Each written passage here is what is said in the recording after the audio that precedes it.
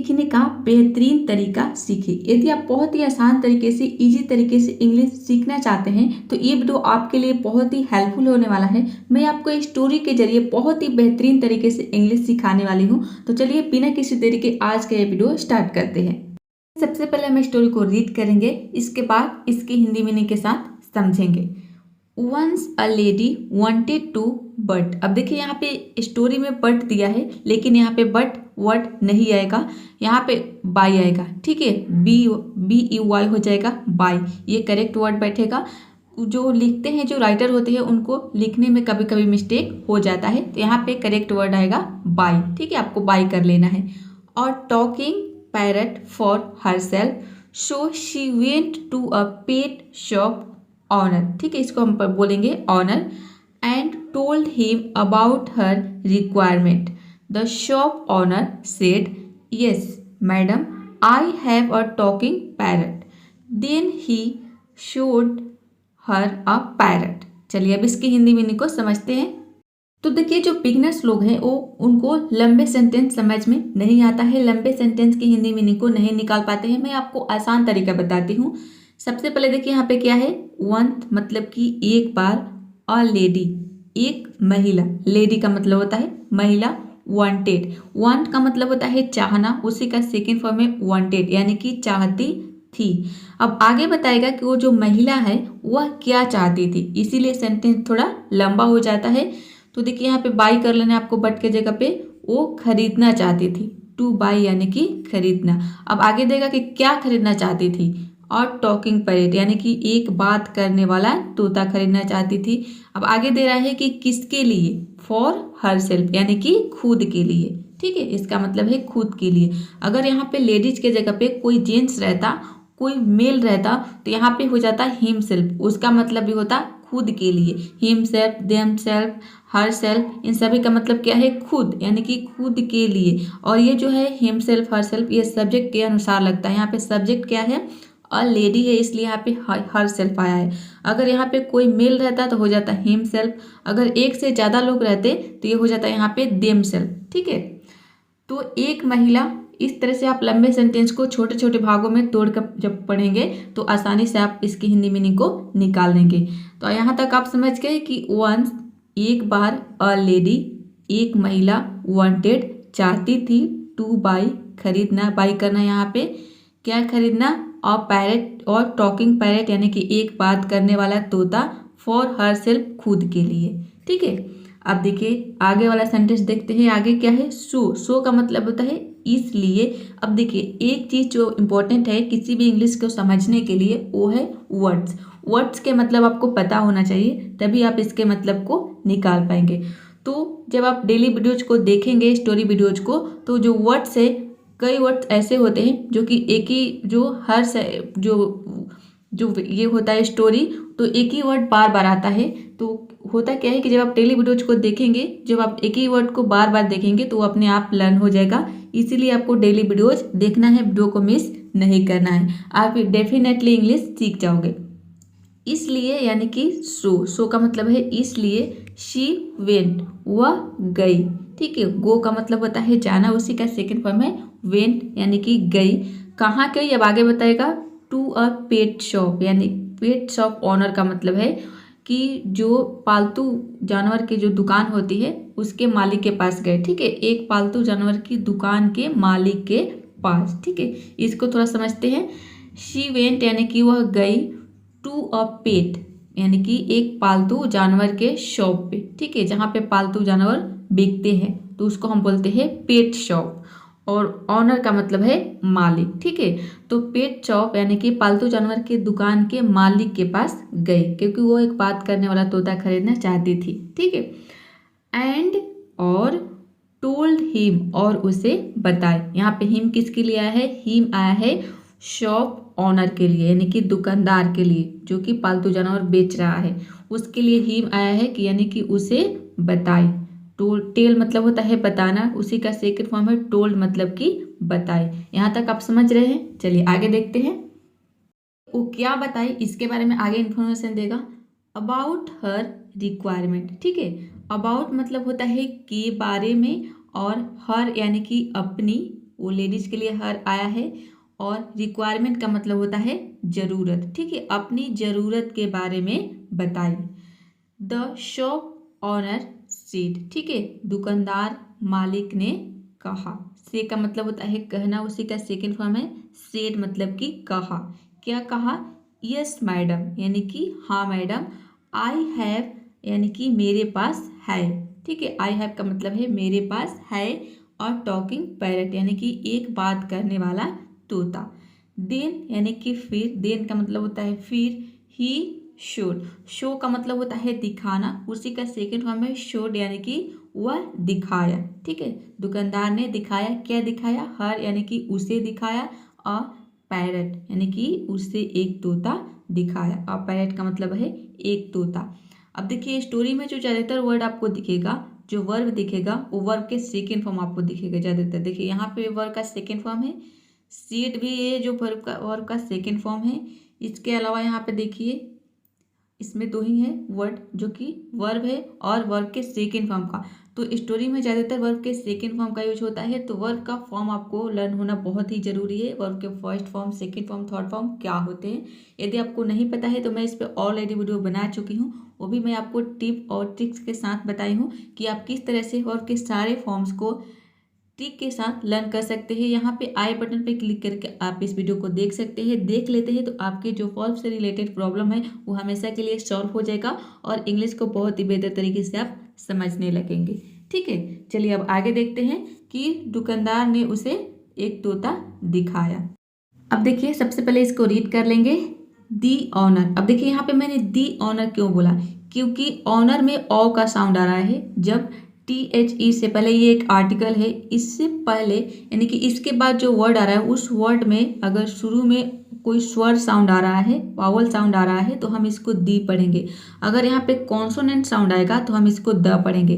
तो ऑनर में ओ का साउंड आ रहा है। ओ क्या है? ओ एक स्वर साउंड है, वावल साउंड है, इसलिए यहाँ पे इसको हम क्या पढ़ेंगे? ओ पढ़ेंगे, दी पढ़ेंगे, ठीक है।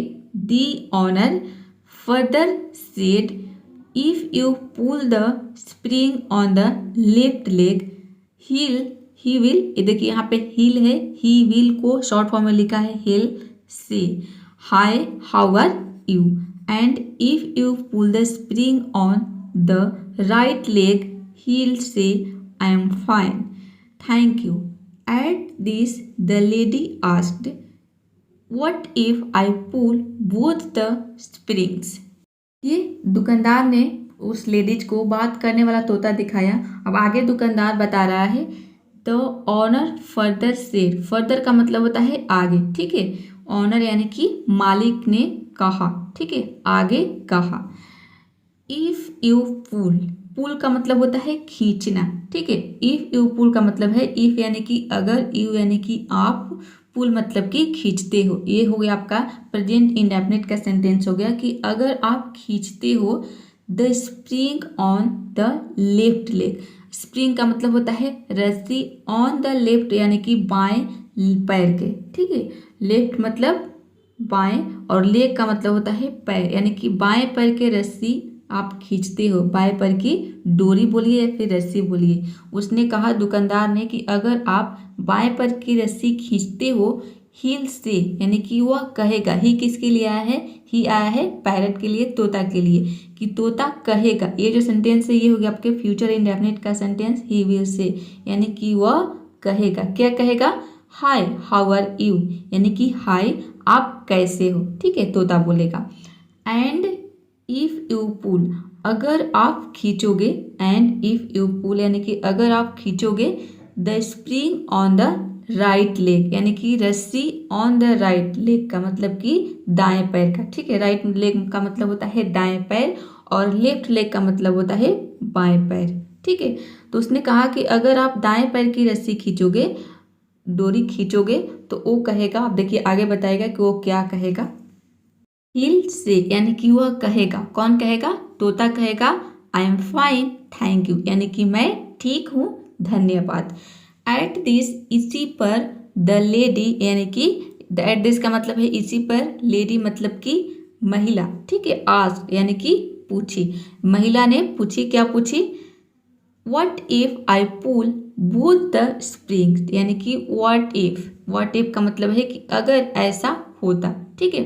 जैसे कि what if I pull both the springs, उसने कहा कि अगर मैं दोनों डोरी खींच दूँ तो दुकानदार ने कहा कि अगर आप दाएं पैर की रस्सी खींचोगे, यहाँ पे देखिए दुकानदार ने क्या कहा कि if you pull the spring on the left leg, यानी कि बाएं पैर की डोरी खींचोगे तो वह कहेगा, वो जो तोता है वह कहेगा कि क्या कहेगा, हाय आई हाउ आर यू, यानी कि आप कैसे हो। अगर आप बाएं पैर की रस्सी खींचते हो तो वो जो तोता है वह क्या कहेगा कि यहाँ पे देखिए I am fine thank you, यानी कि मैं ठीक हूँ धन्यवाद।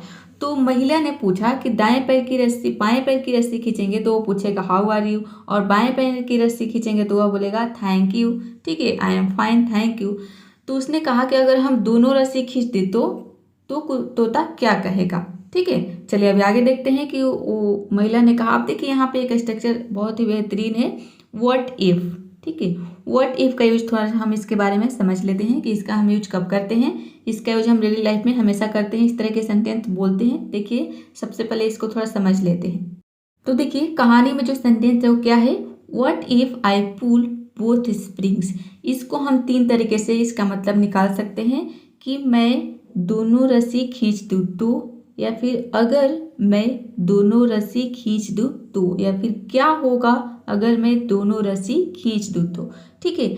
इन तीनों तरह के बात को कहने का जो मतलब है वो सेंस है एक ही है, ठीक है। रस्सी खींचने की बात हो रही है, दोनों रस्सी को एक साथ खींच दूँ तो, और इन तीनों तरह के सेंटेंस को एक ही तरीका से बनाया जा सकता है, वो है व्हाट इफ। देखिए व्हाट इफ का हम यूज कैसे करेंगे ये देखते हैं।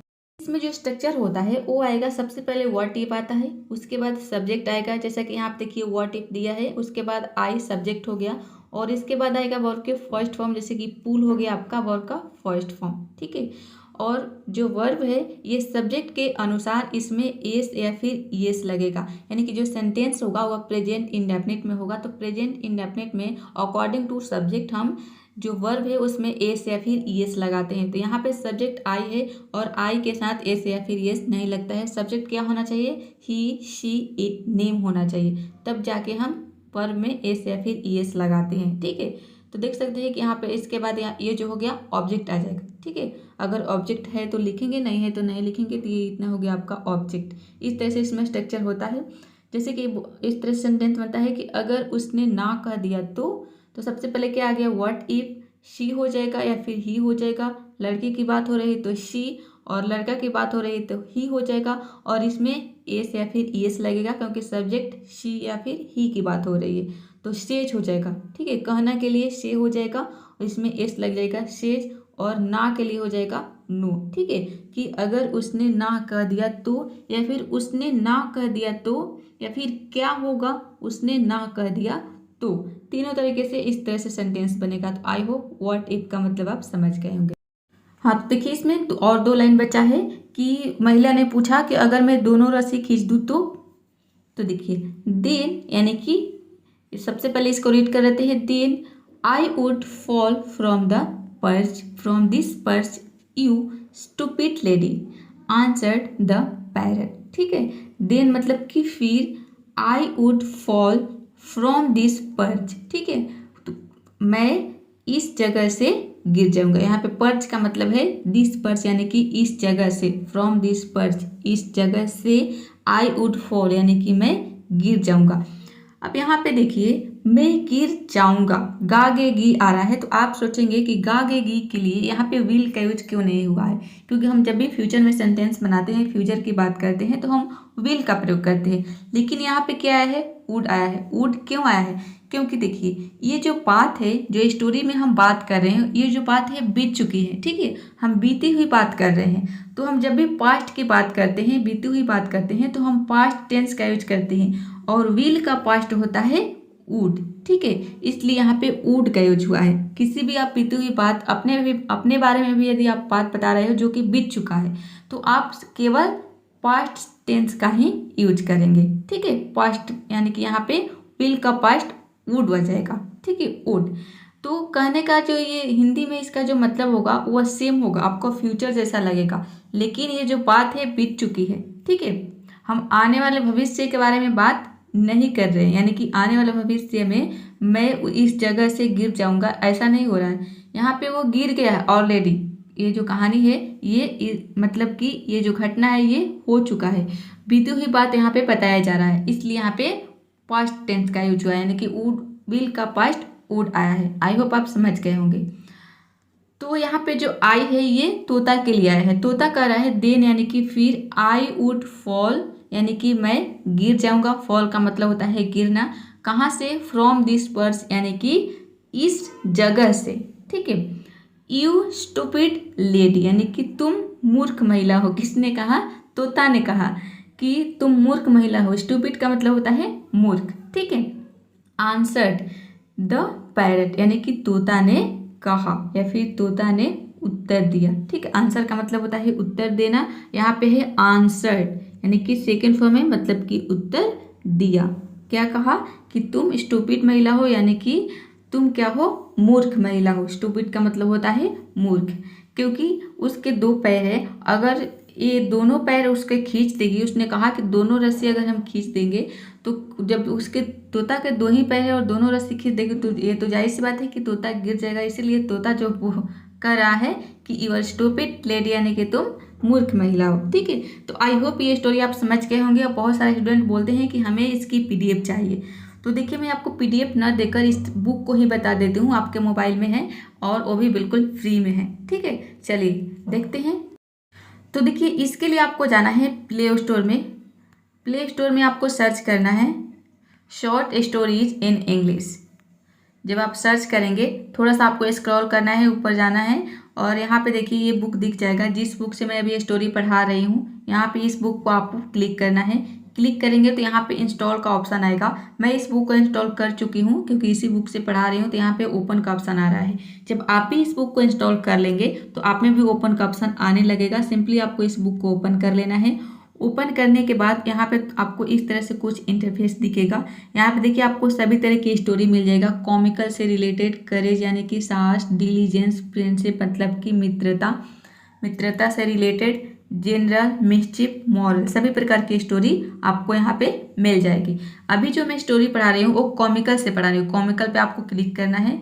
जब आप नेक्स्ट स्टेप पे क्लिक करेंगे तो यहाँ पे 5 सेकंड के लिए ऐड आएगा। देन आपको लेफ्ट साइड में ऊपर कॉर्नर पे स्किप का ऑप्शन आएगा। यहाँ से आपको ऐड को स्किप कर लेना है और नेक्स्ट स्टेप पे आप चले जाएंगे। ठीक है। तो देखिए स्किप का ऑप्शन आ गया। स्किप करने के बाद यहाँ पे देखिए सारी स्टोरी मिल जाएगा, जो भी जिस भी स्टोरी के बारे में मैंने पढ़ा दिया है। जैसे कि an unfair word, Dutch the shock no, England और London, fear of God in the zoo, keeping the doctor away, obeying the rules, only for love. आगे है देखिए यहाँ पे ceiling of the house, stick to words, the black pant, the cat scan, the horse riding. यहाँ पे देखिए the hunting prayers, the innocent man, the lame man. आगे है देखिए यहाँ पे सभी स्टोरी के बारे में मैं पढ़ा चुकी हूँ। The love test, the mosquito net, the talking parrot. ठीक है। आज की ये स्टोरी है द टॉकिंग पैरट। यहाँ पे देखिए ये वाली स्टोरी है आज की। इस पर आप क्लिक करेंगे तो देखिए यहाँ पे ये स्टोरी आपको दिख जाएगा। ये स्टोरी है। ये मैं इसलिए बता रही हूँ ताकि आपको क्या करना है, वीडियोज देखने के बाद बिना देखे, बिना हिंदी मीनिंग के साथ आपको खुद से इस स्टोरी को पढ़ने की प्रैक्टिस करनी है, तभी आप सीख पाएंगे। और बहुत ही आसान तरीके से, बेहतरीन तरीके से मैंने आपको एक एक वर्ड समझा दिया है कि इसको हम किस तरह से, यदि लंबा सेंटेंस हो तो इसकी हिंदी मीनिंग को हम आसान तरीके से कैसे निकालेंगे। ठीक है। अब एक चीज़, यदि आप इसके पहले जो भी स्टोरी मैं पढ़ा चुकी हूँ इसके बारे में यदि आप जानना चाहते हैं कि ये स्टोरी कहाँ पर है जिसके बारे में मैं पढ़ा चुकी हूँ, तो देखिए जो बिगनर्स लोग हैं शायद उनको पता नहीं होगा। जो पहली बार हमारे वीडियो को देख रहे हैं तो आपको यूट्यूब पे सर्च करना है इंग्लिश टुडे 99, इंग्लिश टुडे 99। जब आप सर्च करेंगे तो हमारे चैनल का जो लोगो है सबसे ऊपर आपको दिख जाएगा। ये देख सकते हैं कि ये जो है हमारे चैनल का लोगो है। इस लोगो पे आपको क्लिक करना है। क्लिक करेंगे तो देखिए यहाँ पे आपको सारे तरह के ऑप्शन दिख जाएगा। जैसे कि आप देखिए वीडियोज का ऑप्शन, वीडियोज पे आप क्लिक करेंगे तो आपको सभी वीडियोज मिल जाएगा। ठीक है। इसके बाद शॉर्ट वीडियो यदि आप नहीं देखते हैं तो मैं इस शॉर्ट वीडियो में जो बेसिक ग्रामर्स के रूल होते हैं जो बिगिनर्स के लिए बहुत ही इंपॉर्टेंट है वो मैं बताती हूँ, जिसमें डेली यूज के सेंटेंसेज, वर्ड्स सब कुछ रहता है। ठीक है। अब यहाँ पे देखिए आगे जाएंगे तो यहाँ पे लाइव क्लास, यहाँ पे देखिए प्ले लिस्ट में जाना है आपको। प्ले लिस्ट में सबसे ऊपर आपको दिख जाएगा स्टोरी से अंग्रेजी सीखे, इस पर आप क्लिक करेंगे तो यहाँ से जिस भी स्टोरी के बारे में मैंने इस बुक से पढ़ा दिया है सारे स्टोरी आपको मिल जाएगा। शुरू से देखना चाहते हैं तो यहाँ से ऊपर से आपको स्टार्ट करना है, सारे स्टोरी आपको यहाँ पे मिल जाएगा। तो यदि आप सभी स्टोरी को पढ़ लेते हैं, सारे वीडियोज को मेरे देख लेते हैं, तो आपको बहुत सारी चीज़ें समझ में आ जाएगी और बेहतरीन तरीके से आप इजी तरीके से इंग्लिश सीख जाएंगे। कोई भी आपको कन्फ्यूजन नहीं रह जाएगा, क्योंकि मैं आपको पढ़ाने के साथ साथ बीच बीच में ग्रामर्स के रूल और ट्रिक्स भी बताती हूँ कि आप किसी भी इंग्लिश के सेंटेंस को कैसे ईजिली समझ सकते हैं, उसकी हिंदी को कैसे निकाल सकते हैं, कैसे आसानी से आप सीख सकते हैं। ठीक है। तो चलिए आज के लिए इतना ही। वीडियो पसंद आए तो एक लाइक ज़रूर करिए।